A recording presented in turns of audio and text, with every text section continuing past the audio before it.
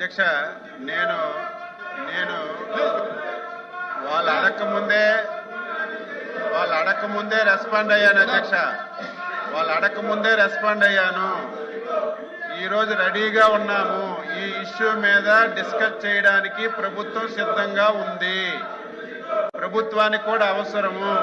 Urea కానీ వ్యవసాయ ఉత్పత్తుల మీద కానీ ప్రభుత్వం ఏ నిర్ణయాలు తీసుకుంది, ఏ విధంగా ఈ రాష్ట్రంలో రైతులకు ఆదుకుందనే విషయం చెల్లవలసినటువంటి అవసరం ఉంది. కాబట్టి మీకు ముందుగా చెప్పాను అధ్యక్ష, మీరు ఎప్పుడు సమయం ఇస్తప్పుడు చర్చించడానికి డిస్కస్ చేయడానికి ప్రభుత్వం సిద్ధంగా ఉందని మీ ద్వారా సభ్యులకు తెలియజేస్తున్నాను.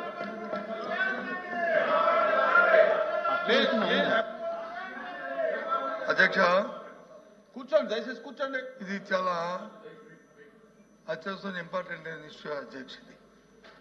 ప్రత్యేకమైన పరిస్థితుల్లో మంత్రి గారు కూడా ఇప్పుడు మేము తయారుగా ఉంది, ప్రభుత్వం తయారుగా ఉన్నప్పుడు ఇప్పుడు చర్చించవచ్చు కదా. బిజినెస్ అంతా పోస్ట్పోన్ చేసి ఈరోజు చర్చించమని అధ్యక్ష. ఎందుకు మళ్ళీ దానికి రేపు ఎల్లుండు అవతలాడు ఎందుకు అధ్యక్ష? రాష్ట్రంలో రైతాంగం అంతా కూడా ఎదురు చూస్తున్నారు. మాకు యూరియా కావాలి, పంట పండాలి, 10 కాలాల పాటు చల్లగా ఉండాలి అని కోరుకుంటున్నారు. అందుకే మేము అడుగుతున్నాం తప్ప మాకేమీ ప్రత్యేకమైన కాదు అధ్యక్ష. రైతాంగం తరఫున పార్టీగా పార్టీగా అడుగుతున్నాం అధ్యక్ష. అందుకు మేము మంత్రి గారు కూడా కాదు అధ్యక్ష. మంత్రి గారు చెప్పారు కదా, మేము తయారుగా ఉన్నాము, ప్రభుత్వం తయారుగా ఉందని ఆయన నోడుతుందని చెప్పారు కదా. మా అడుగుతాం అధ్యక్ష. చెప్పండి అధ్యక్ష. మంత్రి గారు బిజినెస్ లో పెడదామండి చెప్పారు కదా. చెప్పారు అధ్యక్ష.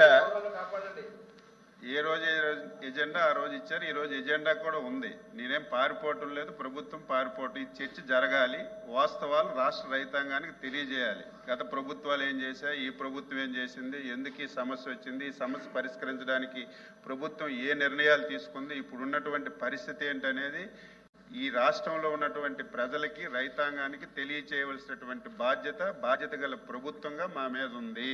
మేము సిద్ధంగా ఉన్నాము. ఇది అయిన తర్వాత BSc మీటింగ్ పెడతారు. మీరు సమయం ఇవ్వండి. స్టేట్మెంట్ ఇవ్వమంటే స్టేట్మెంట్ ఇస్తాను. ఒకవేళ డిస్కషన్ పెడితే డిస్కషన్ మీకు సమాధానం చెప్తాను. వాస్తవాలు రైతులకు తెలియచేయాలి. యూరియా సమస్య, యూరియా వాడకం, దాని పరిస్థితులన్నీ రైతులకు అవగాహన కూడా రావాలి.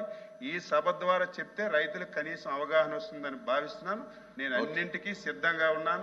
ఈ సంవత్సరం 14 మాసాలు ఈ రాష్ట్రంలో పంటలకి ధరలు వచ్చేటప్పుడు, ధరలు పడిపోయేటప్పుడు ఈ ప్రభుత్వం ఏ విధంగా ఆదుకుంది, ఎంత సహాయం అన్నీ చెప్పడానికి నేను సిద్ధంగా ఉన్నాను. మీరు సమయం కేటాయించమని చెప్తున్నాను. కూర్చోండి ప్లీజ్ కూర్చోండి. అధ్యక్ష ప్లీజ్ మా సబ్మిషన్ ఏంటంటే రైతాంగం తరఫున ఇంత మా అచ్చెన్నాయుడు గారు మంత్రి గారు వచ్చి మరి సుదీర్ఘమైన అంశాలు చెప్తున్నారు కదా, అదే చెప్పనండి. చర్చలో అదే చెప్పనండి. మరి ఇంకెందుకు చర్చలో చెప్పనండి. మళ్ళీ రేపటి వరకు ఎందుకు వాయిదా దేనికి? వాయిదా అవసరం ఏంటి? BSc తీసుకుందాం నిర్ణయం. మీరు అడిగిన దానికి మంత్రి గారు కూడా ఒప్పుకున్నారు కనుక. ఎందుకంటే రైతాంగం ఎంతో అత్యవసరమైన సమస్య అధ్యక్ష. ఇది రైతులంతా ఇబ్బంది పడుతున్నారు అధ్యక్ష. బయటని మాకేమీ వ్యక్తిగతమైన అంశం కాదు అధ్యక్ష. ఇది రాజకీయ ఉద్దేశం కాదు అధ్యక్ష. గత 5 సంవత్సరాలు చెప్పాడు కదా, గత 5 సంవత్సరాలు ఎక్కడనే ధర్నాలు జరిగాయి అధ్యక్ష. 5 సంవత్సరాలు ఎక్కడ క్యూలు ఉన్నాయి అధ్యక్ష. 5 సంవత్సరాలు పోలీసు జులుము వచ్చిందా అధ్యక్ష? ఎందుకు వచ్చినప్పుడు ప్రభుత్వం వైఫల్యం పెడదాం. మీరు ఏది కావాలంటే అది పెడదాం. ఉమారెడ్డి గారు ప్లీజ్. ఉమారెడ్డి గారు మా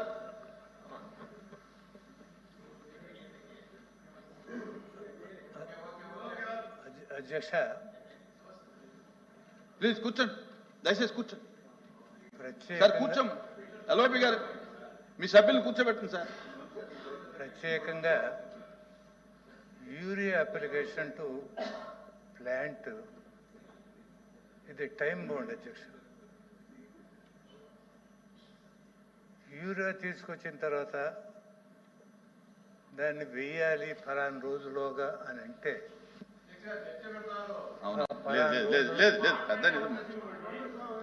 రేపు మీరు చెప్పేదంతా రేపు డిస్కషన్ చెప్దామండి. మీరు రేపు డిస్కషన్ చెప్దాం.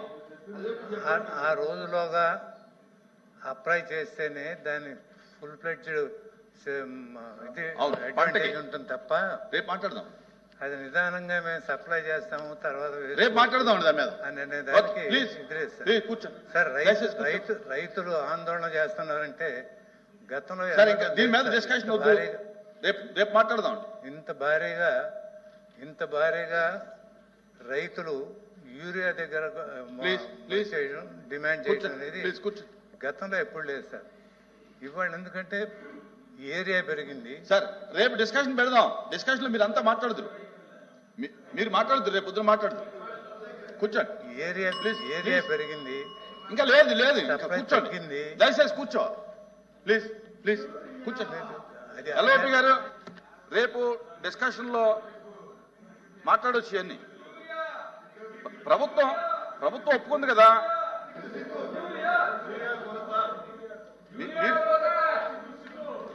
మీకు ఏ ఫార్మెట్ లో కావాలో, షార్ట్ డిస్కషన్ కావాలా, స్టేట్మెంట్ కావాలా ఏంటనేది ప్రభుత్వం సిద్ధంగా చెప్పారు. చర్చ జరగాలి సార్. చర్చ ఓకే, స్టేట్మెంట్ చర్చ పెట్టుకున్నారు కదా. రేపు ఏ రోజు అనేది రేపు మీరు చెప్పండి, దాన్ని బట్టి చేద్దాం.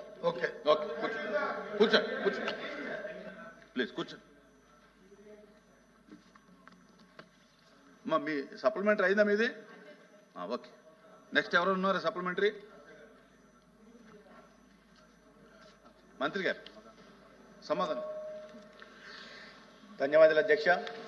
ముందుగా మొట్టమొదటిసారిగా శాసన మండలికి వచ్చి మొట్టమొదటి ప్రశ్న అడిగిన గ్రీష్మ గారిని అభినందిస్తున్నాను. అది కూడా ఆరోగ్యం మీద, ప్రజా ఆరోగ్యం మీద వారికి ఉన్న చిత్తశుద్ధి తెలియజేస్తున్న అధ్యక్ష.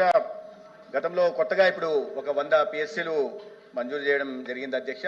గతంలో 2021 సంవత్సరంలో, తర్వాత 22 సంవత్సరంలో కూడా వీటిని జీవోలు ఇచ్చారు, అడ్మినిస్ట్రేటివ్ శాంక్షన్ ఇచ్చారు, చేయాలి చెల్లికి పెళ్లి మళ్ళీ అన్న చందంగా. కానీ నిధులు మాత్రం మంజూరు చేయలేదు అధ్యక్ష.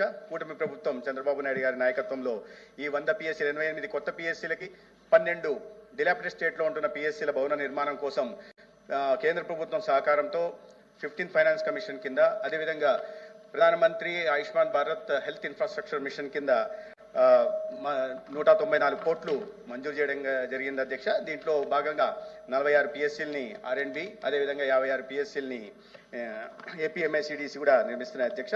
అదేవిధంగా కొన్ని చాలా ఖాళీలు ఉండే అధ్యక్ష, వాటిని ఖాళీలు పూరించడం జరిగింది. అయినప్పటికీ కూడా కొన్ని ఖాళీలు PSCల్లో ఉన్నాయి, వాటిని కూడా పూరించే దిశగా ప్రయత్నాలు చేస్తున్నాం. వివిధ విభాగాల్లో ఇప్పటికీ 2600 ఉద్యోగాల నియామకాలను కూడా చేపట్టడం జరిగింది. అదేవిధంగా 62 ల్యాబ్ టెస్ట్లని, 172 మందుల్ని కూడా ఎటువంటి ఆటంకం, అంతరాయం లేకుండా సమృద్ధిగా ఉంచి సరఫరా చేసే ప్రయత్నం చేస్తున్నాం అధ్యక్ష. అదేవిధంగా మందులు, ఇతరత్ర సర్జికల్స్కి, కన్జ్యూమబుల్స్కి ఏటా ఒక్కొక్క PSCలో 11,71,560 రూపాయలు కూడా ఖర్చు చేయడం జరుగుతుంది.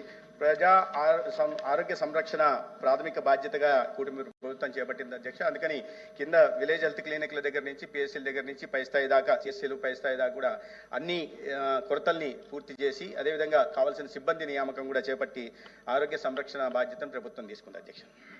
క్వశ్చన్ నెంబర్ 13984 MSME మినిస్టర్ గారు. ధన్యవాదాలు అధ్యక్ష. మొదటి ప్రశ్నకు సమాధానం. 50 నుంచి 59 సంవత్సరాల మధ్య వయసు గల 60,999 అల్పసంఖ్య వర్గాల వారి కలిపి మొత్తం 11,98,501 మందికి లబ్ధిదారులకు పెన్షన్ పొందుతున్నారు అధ్యక్ష. ఇందు నిమిత్తం అల్పసంఖ్య వర్గాల లబ్ధిదారు పెన్షన్ తాలూకా 26.86 కోట్లతో కలిపి మొత్తం 532.01 కోట్ల మొత్తాన్ని ప్రతి నెల ఖర్చు చేయడం అవుతుంది. అలాగే రెండో ప్రశ్నకు సమాధానం. 2024-25 ఆర్థిక సంవత్సరంలో 11,91,542 పెన్షన్దారులకు సుమారు 6,191.10 కోట్లు మొత్తాన్ని పంపిణీ చేయడం జరుగుతుంది. అలాగే మూడో ప్రశ్నకు సమాధానం ఉత్పన్నం కాదు అధ్యక్ష. ధన్యవాదాలు. రమేష్ యాదవ్ గారు.